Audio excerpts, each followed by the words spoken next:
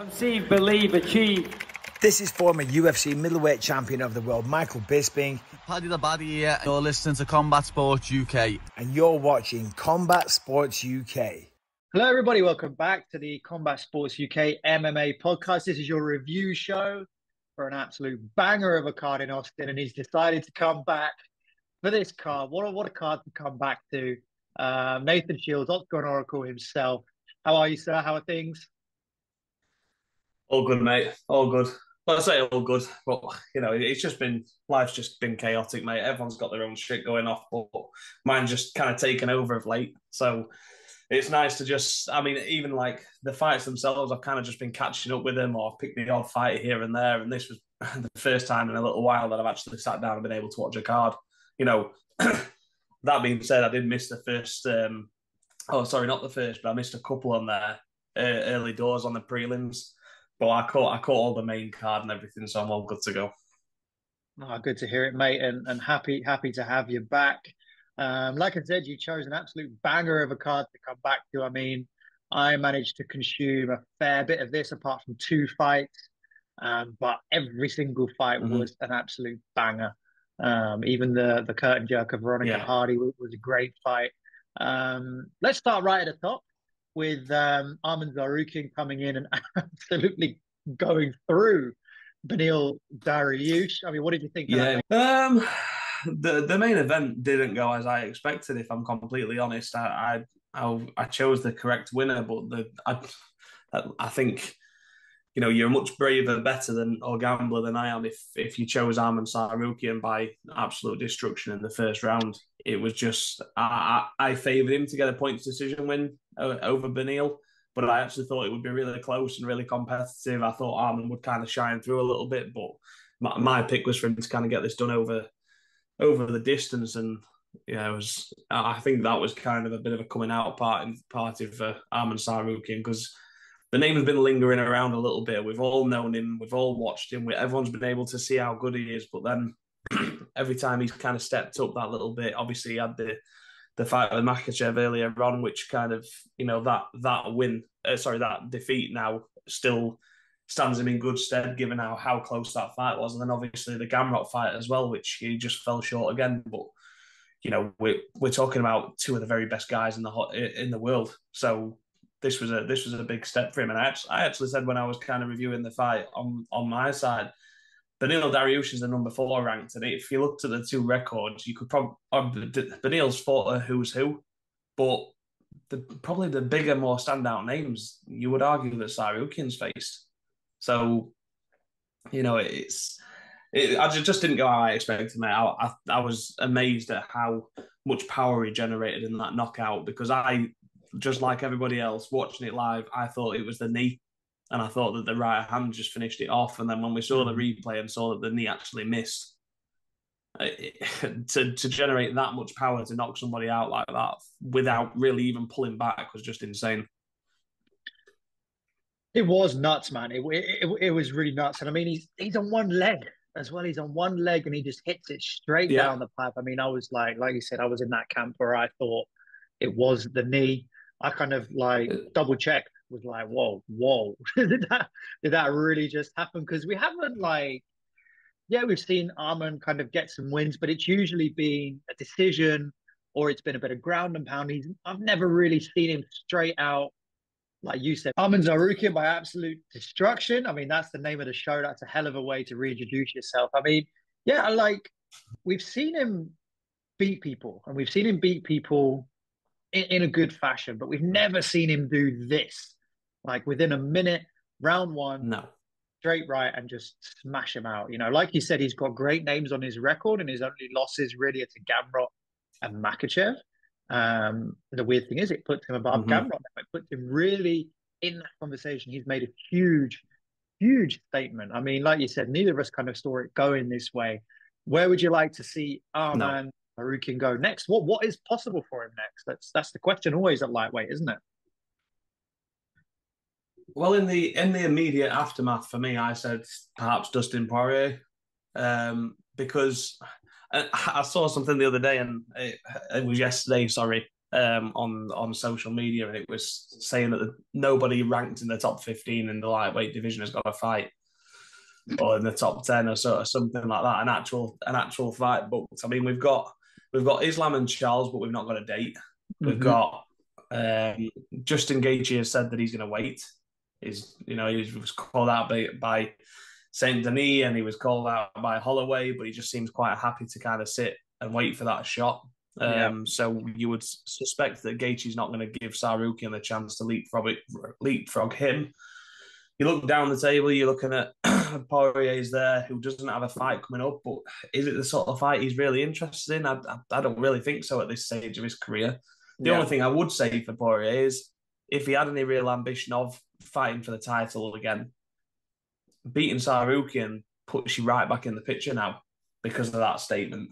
So then you're obviously looking down. Obviously, Beneil was there, so Beneil will drop.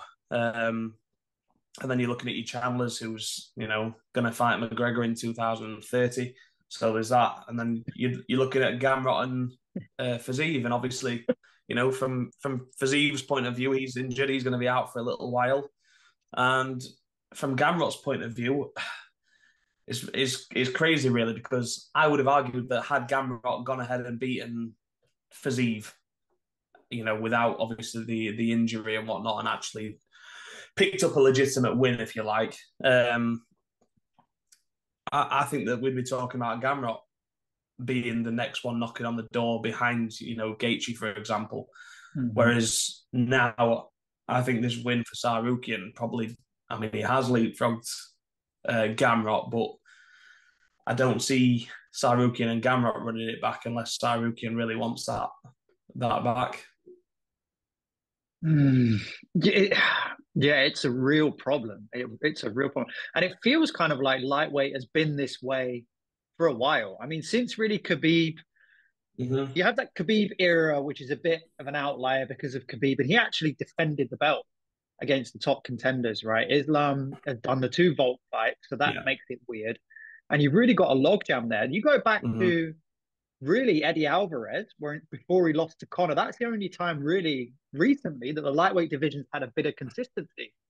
So it seems like it's always at a bit of a logjam. I don't know, because you put now Tsarukyan at 4. So it's like you said, it's Dustin, Justin, and Charles ahead of him.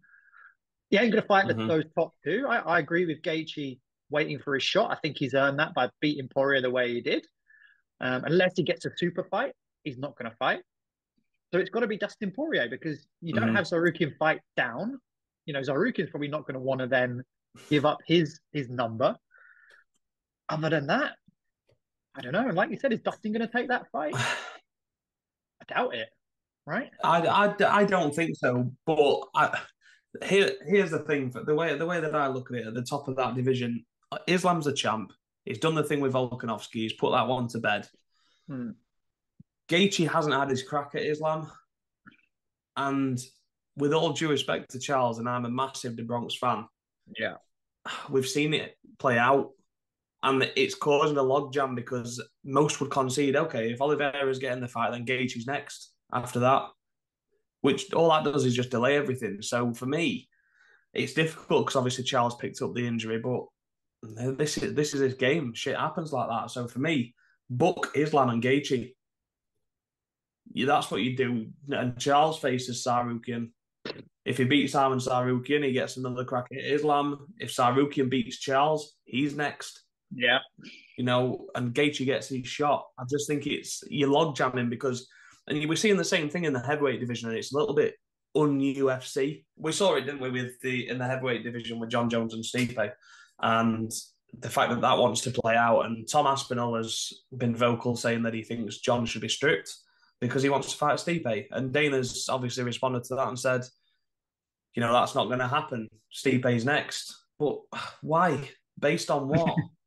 You're just you're delaying the fight that, I was interested in Stipe and John Jones, and now I couldn't be less asked about it, because it should be John Jones and Tom Aspinall. And that's not just from a British point of view. We're seeing that argument from everyone across the pond as well. And it's not a disrespect to Stipe. It's just, the bottom line is Stipe's been out for forever. He's getting on. It's probably his last fight. It's probably the retirement fight. But all you're getting is a division being held up, because what does Tom do? I had no issue with Tom and Sergey Pavlovich fighting each other for a number one contender spot after that. But that's why I didn't like the interim title being introduced, because when you introduce an interim title, the history of the sport has shown that the next fight is the champ against the interim champ. And that's always the way it's done. Otherwise, you end up like boxing, where you just got numerous champions and numerous divisions, and it just makes it messy. So that needs cleaning up, and it's the same with the lightweights.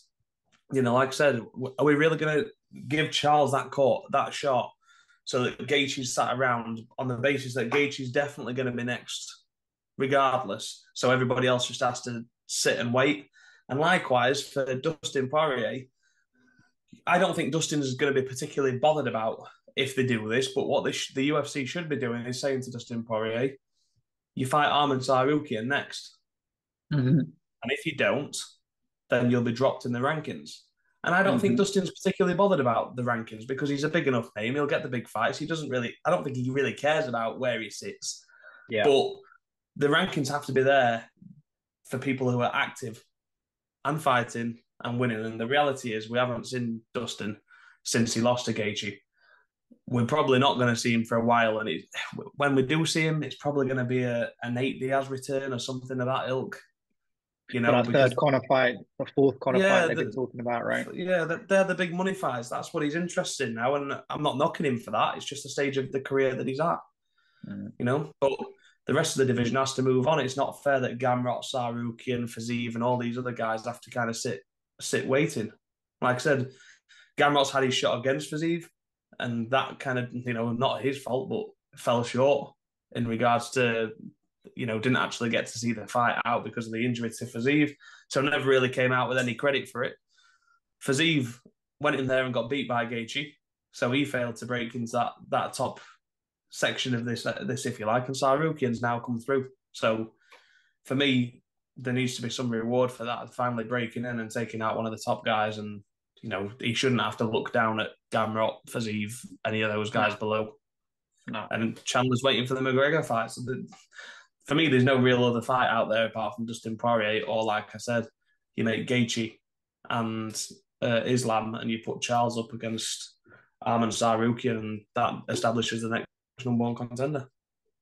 Yeah, I mean, I really like that shout. I think that's the shout. I think MMA Twitter will probably explode and attack Dana White if he doesn't give Charles Oliveira the shot. But, you know, I was just kind of thinking through the logic of it there, the timeline, right? You've got Makhachev, who's what I would probably call a mid-active champion. If you've got Volk as the top active champion, the dude defends. Izzy's in there, in that bracket as well. You've got the low end, who's John Jones, and you've got that middle, who does maybe 1-2 a year, which Islam did this year, right? He did Volk twice this year for his belts. Yeah. So you're talking about, for Tsarukyan, right? If you're saying, okay, Oliveira and Gaethje are next, you're talking about 2025 before Arman Tsarukyan gets a shot based off this win, which is ridiculous. The guy's young, but he can't sit out that long. And if Dustin does what Dustin's going to do, which I totally agree with you, I think that's what he's going to do. You can't hang him up for that long, because Islam's not going to defend. You know, we've got the first few pay-per-views already of 2024, January and February. If he defends in March, okay. He's going to defend probably again in October, that Abu Dhabi card. And that's either going to be, like we said, the Charles fight and then Justin, or I think we go with what you said. You do Islam and Justin, and then on the same card you do Charles and Tsarukyan. You know, Tsarukyan, it can line up for him. Charles, it can line up for him for that March card. If they don't decide to do that, the UK possible pay-per-view, depending what happens with Leon. Yeah, I think that's the way to go. But a tremendous performance for Tsarukyan. He very much deserves to be in that picture, and I'd love to see that that play out the way that you suggested it. So another kind of fight in the lightweight division lasted a little bit longer. You know, we got just almost 3 minutes of this fight. Jalin Turner and Bobby Green. I think most people, if you had Jalin Turner to win, you're probably going to go first round knockout, and that's exactly what he delivered. I was actually picking Jalin Turner to win this by submission. I thought he would do it inside the distance. I just felt like the fight would hit the ground and he would maybe take that there. I expected him to land a big shot, maybe to put him there, but I just thought he would follow him down, and that's how this one would finish. I think Bobby Green's got a good poker face, but I think he knew instantly that he was in trouble. I think the first time that Jalin Turner landed something flush, he was visibly hurt by it. He recovered. He's got his standing back, and the legs looked okay, but there was just a brief little moment where you thought he's not okay. Yeah, when as soon as it's like anything. They always say in boxing, if somebody hits their opponent and their opponent smiles or shakes their head to say it didn't hurt, it means it did.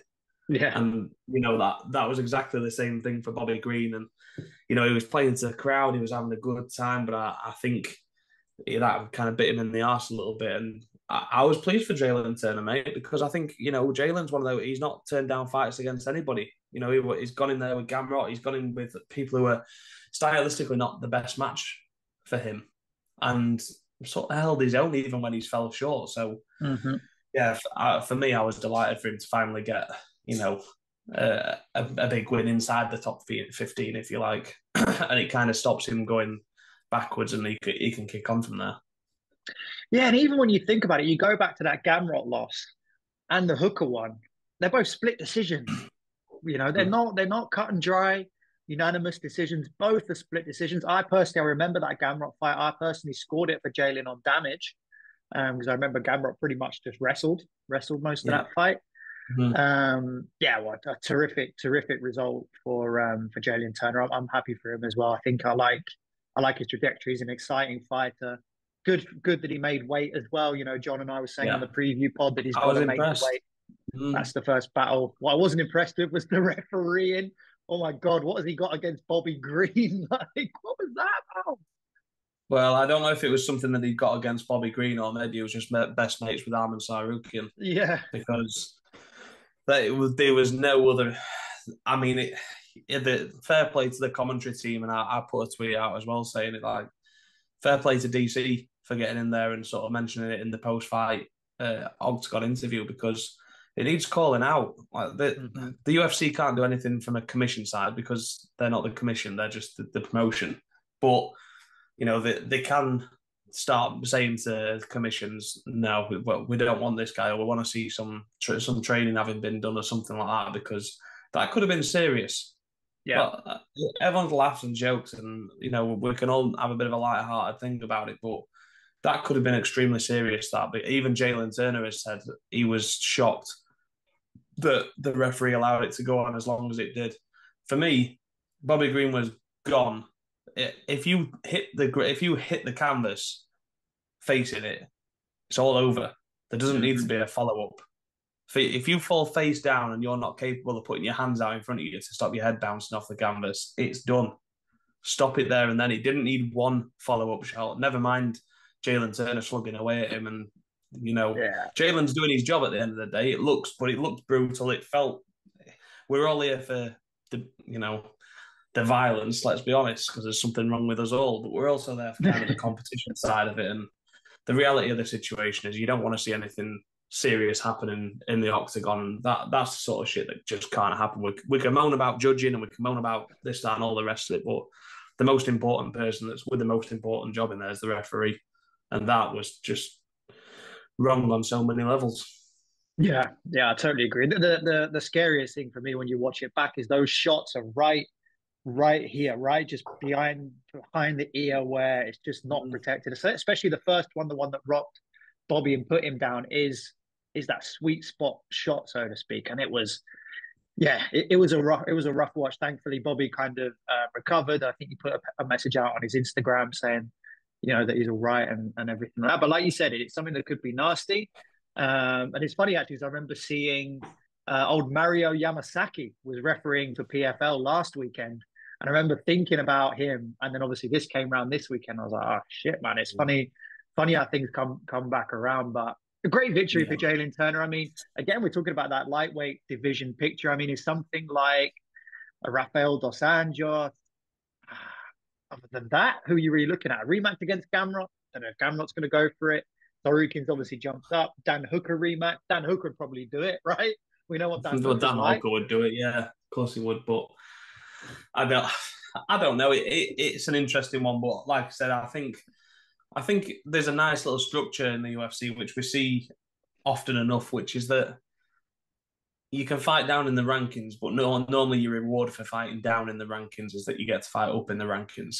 So that, as long as it's something like that, that's what I'd like to see. As silly as it sounds, maybe this isn't what he gets, but maybe he does, depending what time when Fiziev comes back and what's happening with the division at that point on, maybe a Fiziev or something like that on his return.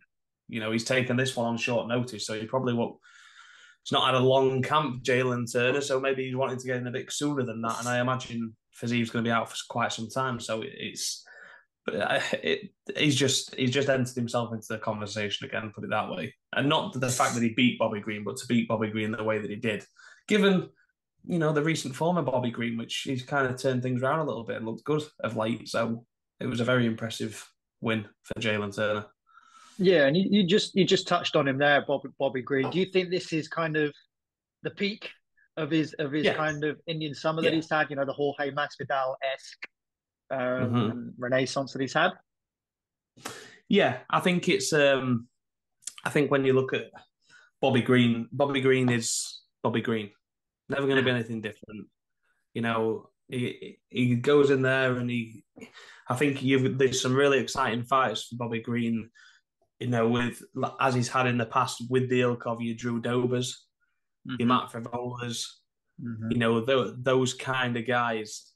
Anyone trying to break into he's almost, and I know that fighters always hate this, but he's almost a gatekeeper for the top 15. If you beat Bobby Green, then you're probably going to turn out to be a hell of a fighter, and you're going to be one of the best guys in the world. If you can't beat Bobby Green, you've got work to do. You know what I mean? Yeah. He's almost the marker for the top 15. So that's kind of where I see Bobby Green. I'm a fan of him, but yeah. I'd still like to see that Dan Hooker fight. I think the timelines could work out that those two could still do it. I think that'd still be a fun fight. I think it's going to need Bobby Green to go on a bit of a tear and probably Dan Hooker to pick up another loss, though, because, if we're looking at Dan Hooker, obviously the fight with Jalin Turner, who's just done that to Bobby Green. And I just don't see Dan Hooker, not because he wouldn't, because Dan Hooker would fight anyone on any given day, at any given time, but I don't see him being as interested now in at Bobby Green. I think he sort of accepted Bobby Green. And he said, "Yeah, I'll have Bobby Green because it was a fun fight." But I think that's gone now. I don't think we'll see that one unless, Dan Hooker's kind of making his way back up and Bobby Green's just slipped down. I think it's a while away before we see that. So let's jump into a fight that's got quite a lot of narratives now. A really new blood in the 135 division. What are you thinking of Deiveson Figueiredo's debut up there against Rob Font? Yeah, it was a good fight, mate. To be fair, I thought it was intriguing. I was picking Deiveson Figueiredo again. I was going for a submission for Figgy in this one, mainly because obviously we'd just seen Corey Sandhagen dominate Rob Font for 5 of the worst rounds I've ever watched in MMA history, and. Rob Font couldn't really do anything. And we all know that, Corey was obviously struggling with the injury that he's got. So I was kind of a little bit like, if he was injured and he was still able to hold Rob Font down like that, then there's obviously a gaping hole in Rob Font's game there. And we all know that Figgy's got a little bit of everything. And I was intrigued because when I saw them in there, I saw Figueiredo on the scales and I just thought, do you know what? He looks great. Because we're so used to seeing him absolutely drained. It was nice to see him looking refreshed and in shape and, he's always ripped to the gills anyway, but this time, we weren't seeing the skin sucking and it was just, he looks healthy at the weight and I think I think he'll probably come to regret not moving up sooner, if I'm honest. But I thought when the fight started, Rob Font was looking pretty... Comfortable. I thought to start off with that he seemed quite happy to sort of stand there and see what figure he got, and I think he probably just felt like the naturally bigger guy, felt like he'd not got too much to worry about, and he was probably landing more shots earlier on than Figueiredo was. And then as soon as Figueiredo hit him with the first clean right hand, I just feel like that changed things. I'm not saying he really hurt Rob or there was any kind of massive reaction or anything, but I just think there was something in Rob Font's head that said, okay, maybe I'm not the bigger guy in here and I need to be a little bit more careful than I am being. And I just thought Figueiredo put on a little bit of a masterclass, to be honest with you, mate. I thought the 30-27 was... I thought the rounds weren't, dominant in one way or the other, but I thought he was comfortably winning the fight, and I thought he comfortably won 30-27 for me. Yeah, I totally agree. I've seen a couple of narratives online just about, Rob Font and just that he looked awful. I mean, I don't think he looked awful. I think, like you said, I think he started off pretty well. There was a couple of points where he was getting his jab off. He looked good in the opening kind of wrestling and jiu-jitsu exchanges. It looked like he could deal with Davison from that perspective. And then you're thinking, okay, what's Davison going to throw at him? And then he hits him with that power shot, and it just seemed to put Rob a little bit on the back foot, a little bit hesitant of going forward against Davison. I mean, like you said, Davison looked really good at the weight class. I didn't think, for me, there wasn't a size difference. There was an obvious height difference, but size difference there wasn't, which a lot of people were saying maybe there would be. I mean, he was enormous for flyweight, but he looks good. He looks good at this weight. The only argument I would make on that, mate, was obviously he tried a couple of entries, didn't he, for the takedown to kind of level change a little bit, Davison, and whether he was doing that for the purpose of giving Rob something to think about, and he wasn't fully committed, but he did seem to struggle with him a little. He did look like when I was watching it, and it's maybe because you've got this preconceived narrative that he's coming up from the weight division below, but for me, I was looking and thinking, I don't know if he's got the strength to take Rob Font down. And again, there's probably some of that. The fact that Rob Spence just spent 5-minute rounds on his back against Corey Sandhagen, if he's not been drilling takedown defense, then nobody in the UFC should have been doing it more than him. So maybe there was an element of that there as well, but it did look like he struggled a little bit, but you could definitely see that the power was there in the shots anyway, and he didn't seem too deterred or bothered by anything that was coming back from Rob Font, who, as we know, can whack. Yeah, and I think Davison's speed as well kind of took over in those later rounds. It just looked like he was always first to the punch, and also with more power in his punches. Nothing Rob did really look to bother Davison that much. Overall, like you said, I think a really, really good performance. I think to come up and do that to Rob Font is quite a statement. I mean, it really puts him in pretty well in the division. It's nice to see a guy go up and wet their feet a little, so to speak, in the division, being a champ from the division below. We've seen it multiple times when they come up and they get a title shot straight away or get fed to, one of the top 2 or 3 or whatever. So it was nice to see him come in, get that win, and it really sets up quite a nice new face in that division, which, you've obviously got Sean as the champ. And I think Davison's said, I think we put an article out today about Davison saying that he brings a lot of problems towards O'Malley. Obviously, that fight's not going to happen next. I would be very, very, very surprised if it did. I mean, for me, I'm going to put it straight out there. I'd love to see him fight Petr Yan. I think that would probably be the next fight to make for Davison Figueiredo at that level. What do you think? I think that's a great fight. I was just thinking through the division then, and it's a little bit like some of the others, but the difference is we've actually got matchups made in this division, or at least on the frame of being made. I mean, obviously we've got O'Malley and Cheeto. That's going to be next, and then it sounds like we're going to get Cejudo and Merab. So that's kind of looking your top guys there. Obviously, Corey's going to come back and he's going to be in something. Maybe Sandhagen, depending on the time being. But I have seen today that he was saying that he could be back in 2.5 months or so. He's quite happy to get back in quite quickly. And I think he probably realises what stage of his career he's at. If he's going to do something in the bantamweight division, he's got to do it now. But I do think there's some good matchups. I think the Petr Yan ones are fucking great. I'd watch that all day. That's got carnage written all over it because neither one of them's taken a step back. And there was a little bit of, probably because it was his first fight in the division, but Figgy was quite, we've seen him be very aggressive against Brandon Moreno and, numerous fights over the years. But this was a little bit more tactical. It was a little bit more controlled. It was a little bit more, sticking to a game plan.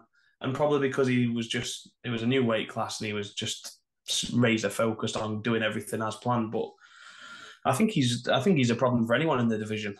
The Petty Yan fight stands out. I think that's a great fight for next. Yeah, I think Corey. Corey gives everybody problems, but I think Corey is the real dark horse in the division at the moment. After that, I don't know how much credit you want to put on it, but the wrestling display against Rob Font shows that he has got those different looks. I mean, obviously Sterling's got a win over him, but other than that, I'd love to see Sandhagen O'Malley. I think that's straight out of a Bruce Lee film, right? That fight. If neither of them decides to wrestle, so I think for Davison, that Petty Yan fight makes a lot of sense. Got to do it over 5 rounds. Do not give us this as kind of a third fight on a pay-per-view, that kind of thing. I think this has got to be a 5-rounder to really see both of these guys go at it. And I think it would be that kind of chess match with that added, nuclear option that Davison's got. I think that'd be an exciting fight. You definitely headline that early next year, mid next year. I think it'd be fantastic. It's a tricky one for the division as well, isn't it? Because you look and you go, like I said, as you talk your way down, you've got Sean O'Malley and you've got Cheeto. They're going at it. You're going to have Cejudo and you're going to have Merab going at it. Then you're looking at Corey who's coming back. And then if you were to make Figgy and Petty Yan, then who does Corey come back and fight? Well, I think Corey would take the winner of this weekend coming. So the Apex card, the Chris Gutierrez and Song Yadong. I think you probably take that fight. I mean, let me check. Let's see if Corey has a win over either of those two. Probably I think Corey's beaten Song. Yeah, it seems to ring a bell. Corey Sandhagen. I'm sure he beat Song. I'll be honest with you, mate. I actually think Corey Sandhagen. I think you're right. I think he's the dark horse in the division. I think he absolutely ragdolls Sean O'Malley. I really do. Yeah, so he beat Song Yadong with a doctor's stoppage due to a cut after round 4, and that was in September of last year. So if Song Yadong wins, there's a narrative for it to be ran back, especially with Corey coming back from an injury. Yeah, I mean, the problem is for Corey, he is coming back from an injury, but also that's a major step back from where he should be. Because let's be honest, okay, it was a boring fight against Rob, but I think you can give him a pass on that, given the fact that he's obviously had the injury. But for me, if you're Corey Sandhagen, I would be expecting to come back, have one fight, and then fight for the title. That's what I'd be looking at. So maybe, because I think, put it this way, when we look at the title fight, maybe he goes again with Cheeto if Cheeto was unsuccessful. Maybe, but if Cheeto beats Sean O'Malley, then we're going to see O'Malley and Cheeto too. Three. Sorry, that's definitely going to happen. But he's just a great addition to the division, mate, isn't he? And there's so many fun fights from that top 10 that you could make.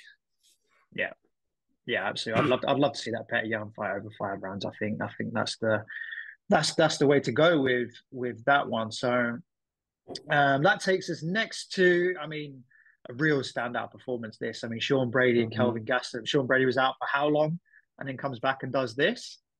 Yeah, I got this one quite wrong, mate. Not gonna lie, I was fancying Kelvin Gastelum. I was looking at him at the weight. I saw him when he made weight. I saw the shape he was in. But even before I made my prediction, before I even saw him at the weight, because I'd seen him, obviously, in training footage and everything else, and you could kind of see that he was trim. He was looking slender. He wasn't looking like he maybe cut the weight, but cut it poorly. He was in shape. It wasn't like he was carrying a bit of flab and then just sucked himself down to the weight. This was someone that had worked their arse off to get back to welterweight, and I really fancied him at 170. And I was obviously, looking at Sean Brady last time out against Bilal Muhammad, who, Bilal doesn't stop anyone, and Bilal stopped Sean Brady. And I'm looking at Kelvin Gastelum, and I keep saying Kevin. I was doing it on my other thing as well, but Kelvin Gastelum, you're looking at him and you're thinking he can hurt people, he can knock people out. He's done it in the weight division above. If he comes down, he does the weight right. I just felt he'd catch Sean Brady at some point, and that would be a problem. And I could not have been more wrong because Sean Brady looked fucking brilliant. He did look really, really good. I mean, I was in awe of some of his jiu-jitsu and some of his it's just so quick. His transitions. Yeah, the transitions and the way he controlled Kelvin. And Kelvin's like he's coming down from middleweight, and that's a big drop. Yeah. So in theory, if he can put that back on and be big for the fight, you would think he'd have some control options. And he's a black belt in jiu-jitsu. What was it they were saying? NCAA wrestler as well. So he's no touch on the ground. And Brady just made him look like an amateur. He made him look like what my black belt coach does to me regularly. Like he just made it look like. I think Sean Brady, to be fair to Kelvin Gastelum, I think Sean Brady finishes anybody else quicker than with that performance. I think he finishes anybody else quicker than that. I actually thought Kelvin defended exceptionally well. Yeah. Yes, he couldn't really get it back up. He couldn't get it back onto the feet, and he was dominated. There's no two ways about it. But I think Sean Brady looked so quick, and like you said, just transitioning from one position to the next position he didn't rush anything. He wasn't, it wasn't like he was panicking or trying to get the job done. He was just in total control, and gets me excited about Sean Brady again, mate, because a performance like that, maybe he did have an off night against Bilal. Maybe he had a tough weight cut. Maybe just something wasn't right. I've not really seen any excuses from Sean Brady, but maybe there was something that just wasn't quite there. But I thought he kind of alluded to it, didn't he? That, people talk about knockouts and everything else, and he said, there's not going to be any knockouts. I'm going to submit people. I love that. Oh, good for you. It's almost like he had a little bit of a identity crisis and tried to be something that he wasn't, and it bit him in the arse, and he said, no, fuck this, I'm a wrestler. Watch me do this. Yeah, and it's one of those, man, like he's one of those fighters for me, Sean Brady, where, and it's probably my bad on this one, I should have been paying more attention. I watched him, but I didn't pay attention. After this performance, I'm paying attention. Right? Like you said, you get the Bilal loss, and you're just a bit like, okay, well, what's going on here? Maybe he's reached his ceiling, undefeated, a little bit cocky. But then, like you said, man, he wants to go and tap everybody. Hey, I'm game for that. I'm happy to watch it. I love the submission, love the way he worked it, love the fight, and I agree with you. I think, and the call out for Ian Gary. We haven't really seen too much of Gary's wrestling and his jiu-jitsu. So, hey, I mean, if Sean Brady can hang off those long limbs, that's a problem. I like the way he did it as well. It was I don't think Ian Gary's going to beat Luque. I think he loses that fight. But if he does beat him, then I'll have him. And that for me was a nice, subtle little dig to say, I think Luque picks him apart. But if Luque doesn't manage to, then I'll do it. And I actually think if you're Ian Gary, I'd probably avoid that. I think Ian Gary's well-rounded and stuff. I think that's a tricky matchup, just stylistically. I think Sean Brady could wear Gary down, but still, it makes it, it's exciting either way, but it just puts Sean, it's almost like, because he's been out for so long and then he comes back and he beats Kelvin Gastelum in that style, it's almost like he hasn't lost any pace. Yeah, do you know what I mean? There's no momentum shift for Sean Brady. There was a massive one. He fell off everyone's radar after that happened with Bilal. But, a win like that, I think it puts him right back in the mix. Yeah, I mean, the one I'm going to put out there is Gilbert Burns. Gilbert's also coming off a loss to our friend Bilal Muhammad. Everybody's friend Bilal Muhammad. No one seems to like him, actually. I would like to see that fight. I think that's I think Brady should be aiming for that one. I think he's gone for Gary because Gary's the name. And there's obviously all this talk right now about, did he get knocked out? Everyone's coming out with an Ian Gary story at the moment, right? So I think Sean's been really tactical in that call out. But I think the better call out, and probably the more dangerous fight, the one that's really going to challenge him a lot more, is that Gilbert Burns fight. And Gilbert's coming off a loss. He's ranked top 5, so he's in at number 4. You're either going to do that or a Jeff Neal. Jeff Neal doesn't really do much for you, The problem with Jeff Neal, I think, and this is no disrespect to him, but, Kelvin Gastelum's a name. And for Sean Brady to build, he needs to pick another one. That's why he made the Ian Gary shout out. I think Gilbert Burns is a good one to make. I think it's a great fight, and I'll watch any Gilbert Burns fight because I think Gilbert's incredible. Win, lose or draw, he's always in any fight. So yeah, I'd like to see it. I think stylistically, I don't think he would call for Gilbert Burns because you go down to the mat with him, you're in trouble, and he can bang as well. So he's a tough matchup for anybody. But I like the call out. I like the performance. I was very, very impressed with Sean Brady. Yeah, me too, and definitely. Now I'm paying attention. I'm sure he's listening. Now I'm paying attention. Yeah. Guys. So to the opening fight on the card, Joaquin Silva and Clay Guida. I feel a little bit sorry for Clay Guida here. I've got to say, I was getting to the end of that fight. I don't know if maybe I was seeing it the wrong way, but I thought Guida nicked that. I thought Guida could have nicked it. I only have one opinion on this fight, mate. Go on. It was just fun. It's just so much fun. I mean, Clay Guida, man. These two just beat the living shit out of each other, and I just loved every minute of it. It was almost like you could have picked the octagon up, slung it out of the way, and put a playground and set a load of trees around it, and they just, it wouldn't have looked out of place. It wasn't overly technical. It wasn't overtly tactical. It was just a slobber knocker. I really, really enjoyed it. It was fun. It was definitely one to not take your eyes off. As for the points decision, I'll be completely honest with you, mate. I wasn't really paying too much attention to who won which round where. I was just enjoying it. It was just one of those fights where you just think this is cooking so much fun, and it was a tricky one to score as well because it was constantly changing. One man would be hurt, and then the other man would be hurt, and then someone would get the takedown, and then someone would get back up and land a big shot, and it was just like rinse and repeat. I really enjoyed it. Yeah, it was a lot of fun. And I mean, Clay's actually kind of been on undercards more recently, so it was really nice to see him put in that slot. I mean, at 41 years old, and his record 38-24. Like he's run it forever. I think one of the commentators said he made his UFC debut in 2006. 2006. That's almost 20 years in the UFC. So, hey, fair play to the man. It was a really, really fun fight. I'm gutted that he lost, but he definitely doesn't lose any cred or any reputation for that. Like, no, he's one of those. I think love to see him like on the undercard. I think if anything, it just plays up to it even more. It's just what you're getting with Clay Guida. It's a bit like I just said with the Gilbert Burns thing there. Win, lose, or draw, he's going to be fun. You're going to enjoy it. So if he's enjoying it, keep going, keep doing it. I know you said that was the main card opener, but I think I made a mistake. It was. Sorry, Arno just never woke up, did he, mate?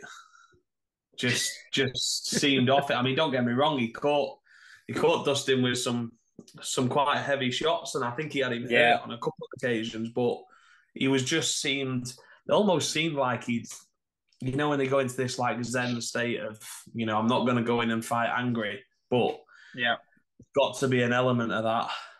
You know what I mean? You are still having a fight, whichever way you look at it, and I just felt like it was a fun one, and for Dustin to finish it that way, I'll be honest, I'm not overly invested in either one of these guys. But when I was watching the fight, I thought, do you know what? I was buzzing that Dustin won that because to take those heavy shots and to show a chin like that and then come back and kind of take over and win, get him out of there was just brilliant.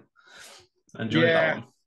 Yeah, I really like that performance as well from Stoltzfus. Like you said, I think he took the shots well, and Soriano. I liked Soriano. I liked him from when I saw him on the Contender Series. He doesn't leave anything in the octagon. He gives 100%, and he goes for that killer blow. I think he's another one who could probably benefit from maybe a move down to 170. It might change his fortunes a little bit because he's kind of been really in and out at middleweight. But it's always tough to call with that big a weight cut, right?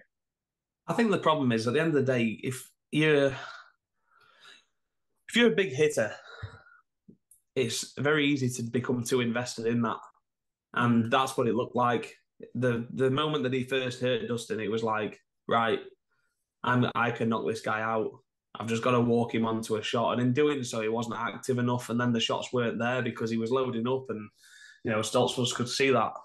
from a mile off. He was just thinking, yeah, you could see he got clipped a couple of times, and then after that, it was like, okay, I know what's coming now. He's just waiting to load up, and that's what presented the opening to him. So, yeah, I think it's like the old tale that all the old pros will always tell you, if you go looking for the knockout, that's the worst way to get it.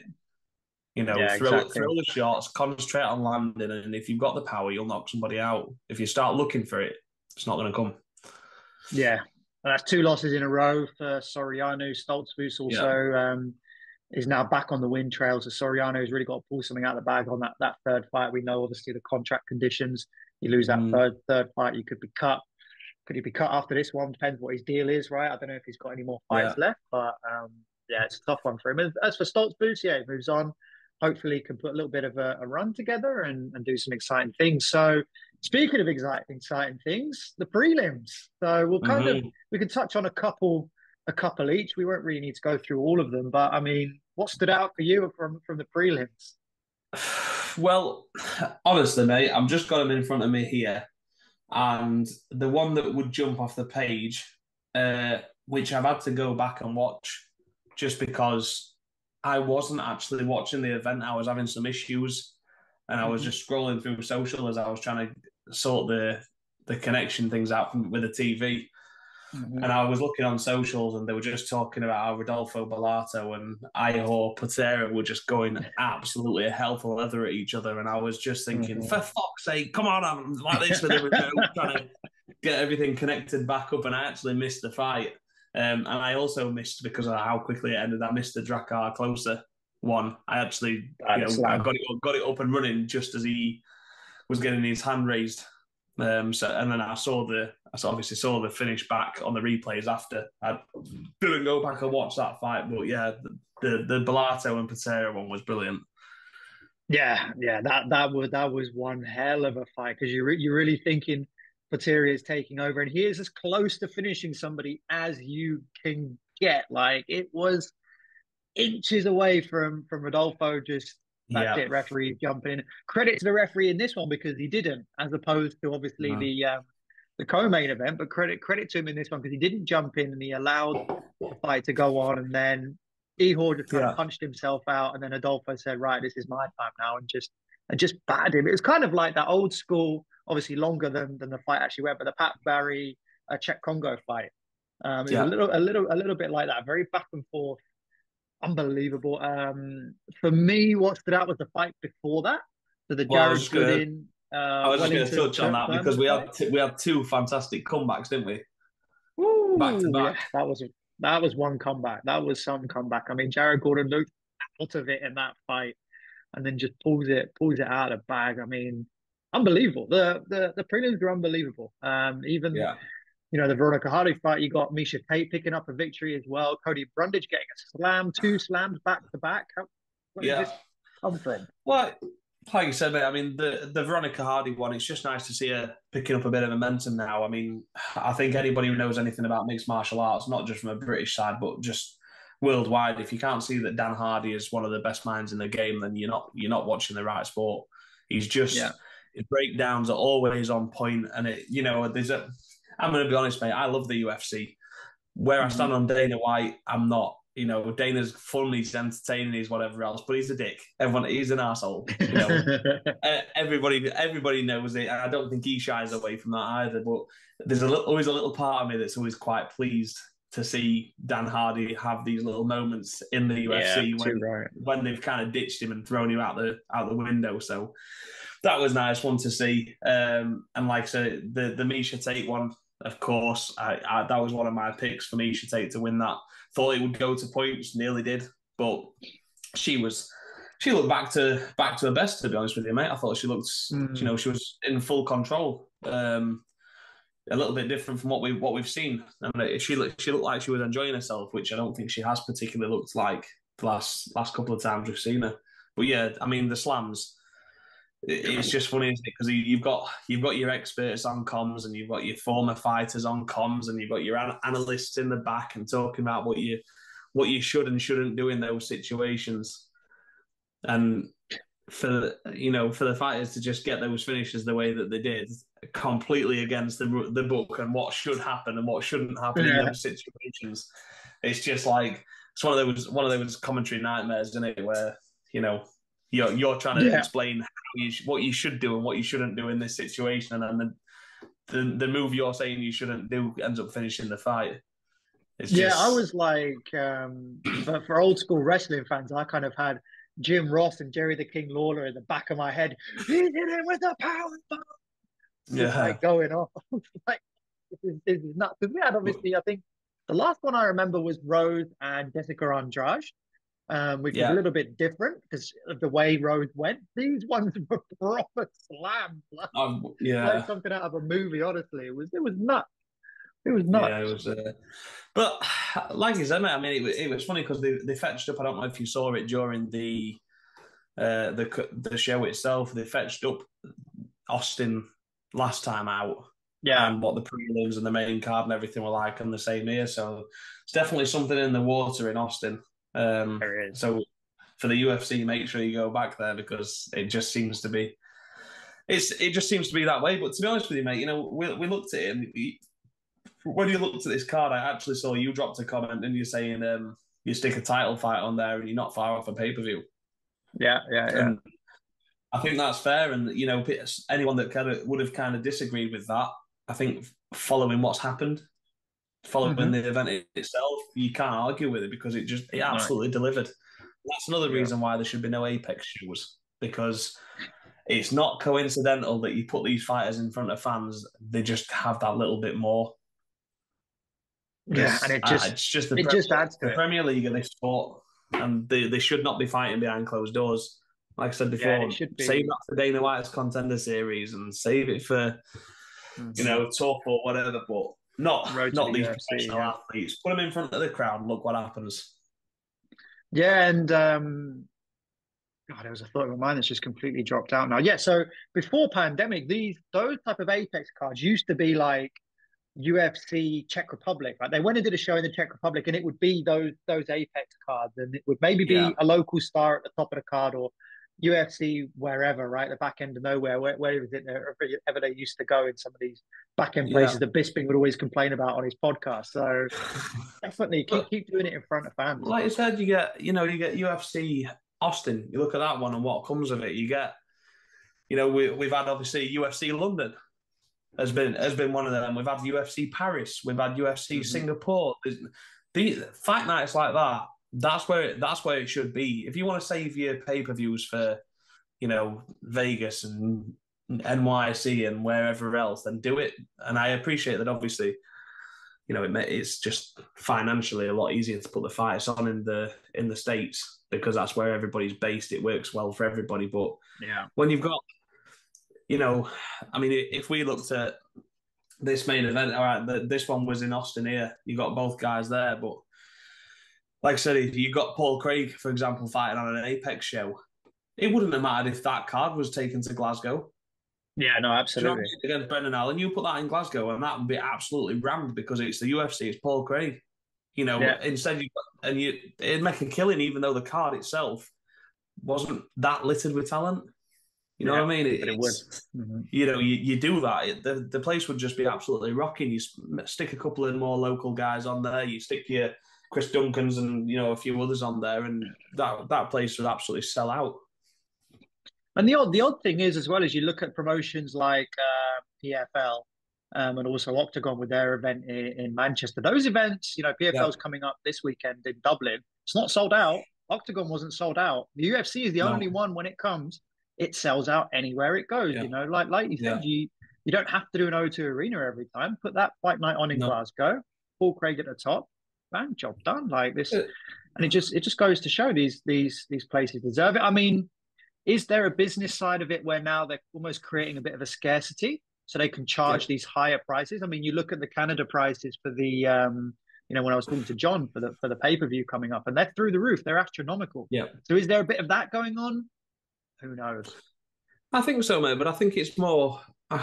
you would like to think it would work the other way around.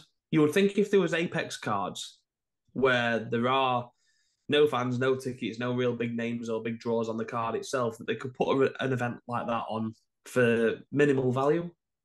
Yeah. And still make money out of it just from the viewings that they receive for those kind of events.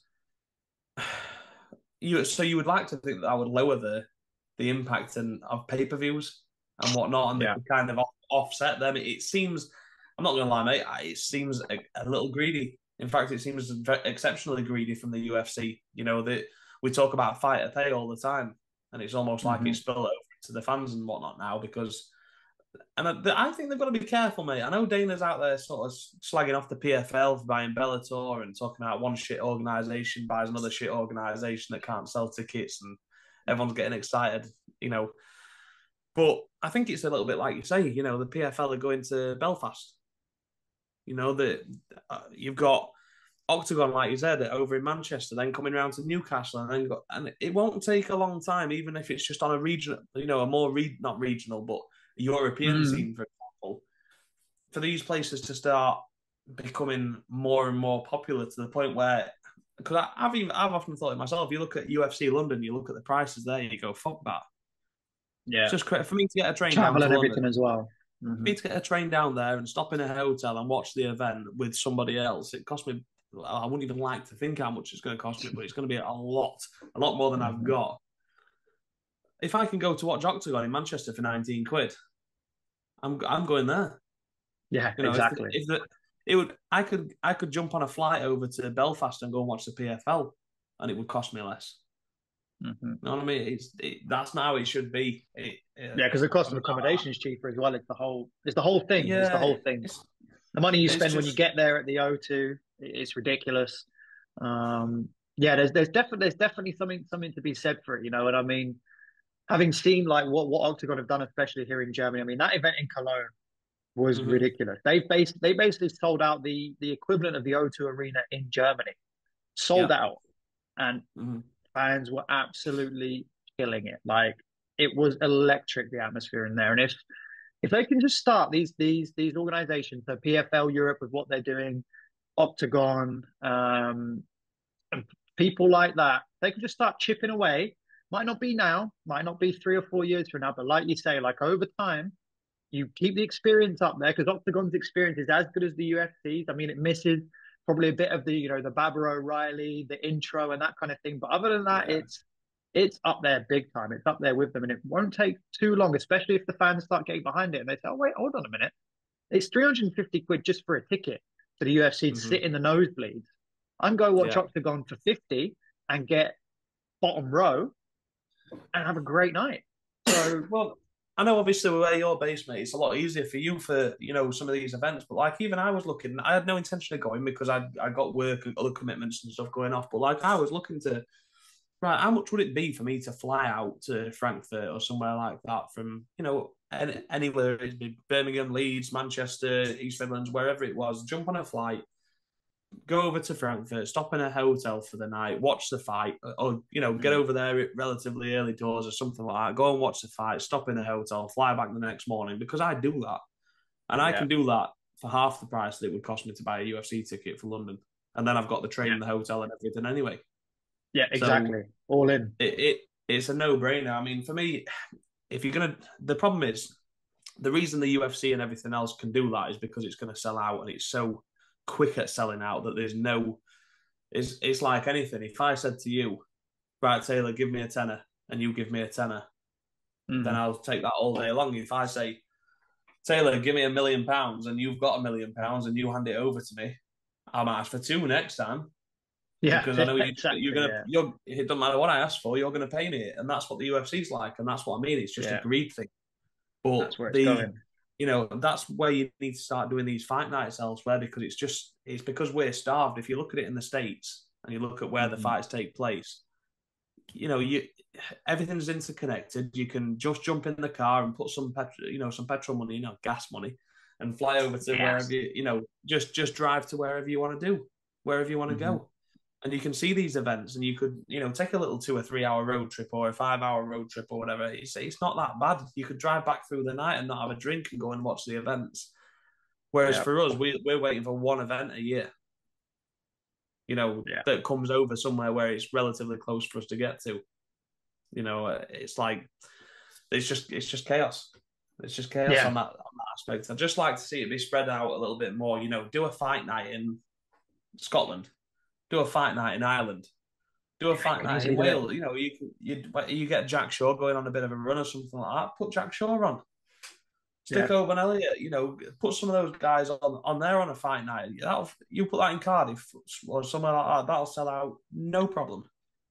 I reckon they would sell out the Millennium. Is it still even called the Millennium Stadium with Jack Shaw at the top of the event fight night? I think they would, just because the world fans are so game for it. You make it's like anything in this. You know what you're getting. The product is there. It sells itself. The only thing you're doing to put people off is putting up crazy prices. Yeah. So. And that's what driving to other organisations. Look, we can rant about it all day long. It's not going to change until the UFC would need to see something happen where people are attending PFL or they're attending Octagon. They're making that choice. But the problem is the UFC is that big now and it's that popular that even if everybody goes, they're still going to get 20,000 filling the O2. Yeah, you know what I mean? And the quality and the quality there is right. If you look at the parallels with football, it's like the World Cup. It doesn't matter what you do with the World Cup. Millions of people are still going to watch it and still going to go to it. So it doesn't matter. But that was a nice little impromptu rant from the both of us on the end of that.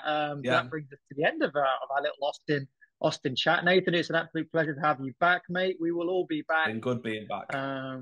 We've got the preview for the Apex card coming later this week, and then we'll all jump on for a massive call ahead of UFC 296, final pay-per-view of the year. Leon Rocky Edwards, Paddy Pimblett, Ian Gary. Is he going to get knocked out? Who knows? Has he been knocked out in training? Somebody knows. Anyway, that's it for us. Nathan, again, thank you so much for your time, mate. Yes, thank you, mate. All right, take care, everybody. Bye-bye.